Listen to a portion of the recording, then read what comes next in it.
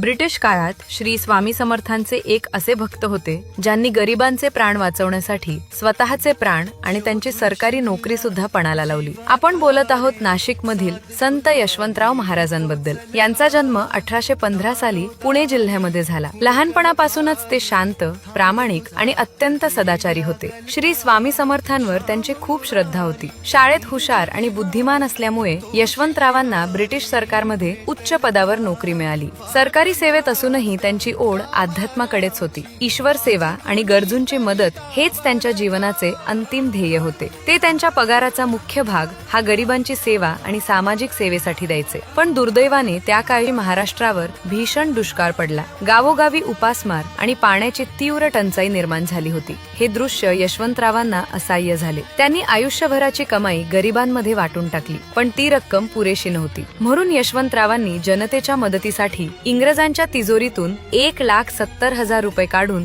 सर्वांमध्ये वाटून टाकले। त्यानंतर त्यांनी स्वतःहून ब्रिटिशांना कळवले आणि जे काही दंड, शिक्षा असेल ते त्यांना मान्य आहे। तेव्हा ब्रिटिशांनी महाराजांना बंदिस्त केले आणि तिजोरीची तपासणी केली। पण तेव्हा ब्रिटिशांनी पाहिले की ते 1,27,000 रुपये तिजोरीमध्ये जसेच्या तसेच आहेत। हा प्रसंग जणू स्वामींचा चमत्कारच होता। यानंतर लोक महाराजांना देव मामलेदार म्हणून ओळखू लागले। आजही नाशिक येथे गोदावरी नदीच्या पवित्र तीरावर यशवंतराव महाराजांची समाधी आहे, जिथे हजारो भक्त कृतज्ञतेने त्यांना नमन करतात।